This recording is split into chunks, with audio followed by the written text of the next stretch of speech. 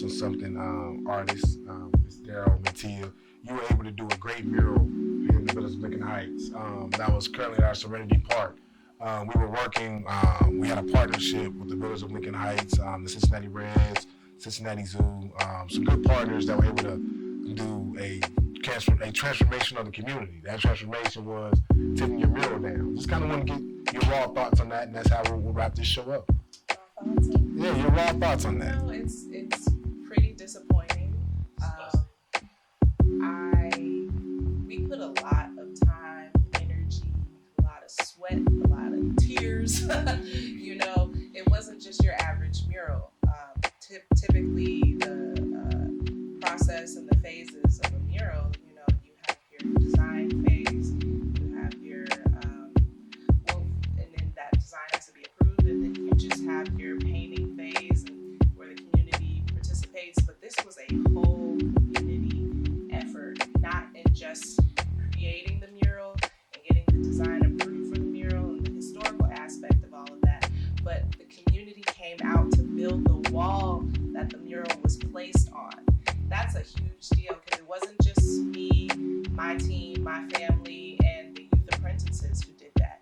We had who was out there for like the helping of the building piece. You had John, you had GE, but you had your young football players, you had the Nas Lukman, you had John Harris. Local contractors out there. The entire community came out to help us build a wall in order to have a historical piece for Lincoln Heights that showed a timeline of this community.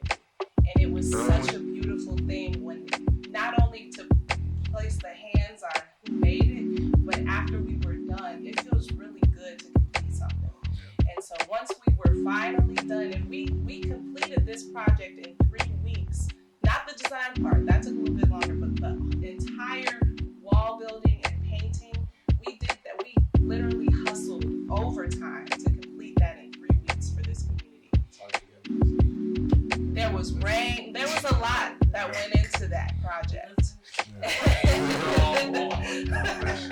But there was a lot that went into it. And so I know that when we were done, the youth apprentices felt so much pride being able to walk past that to see their work. I know that a lot of the other community members who either just walked past us working on the project or who had a hand in building the wall, I know they felt a lot of pride seeing their hands on this huge project, and I was extremely disappointed to not be able to walk past this thing that the entire community had a hand in building and creating.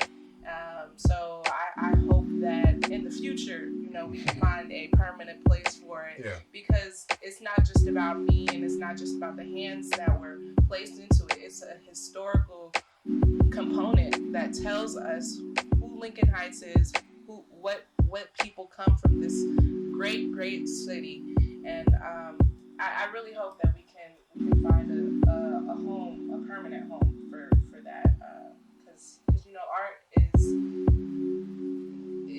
it archives who we are. It's our encyclopedia. That's what we said. We said art is our encyclopedia to our history and our story, and I appreciate that testimony, Mentee. I appreciate you all, and as I try to sit on council, I'll do my best to make sure that the residents' voices are heard, the folks that work with our residents are heard, and that we continue to find a permanent place for that work. And if you feel like that's important to you, if you feel like the development of the community is important to you, 2023 is a big election. So what I plan on doing in 2023 is to continue to engage in our residents and make sure that we have a strong, healthy council and government moving forward for this first Black community. I'm sorry, I'm just add one more thing to that. Yep, 30 seconds.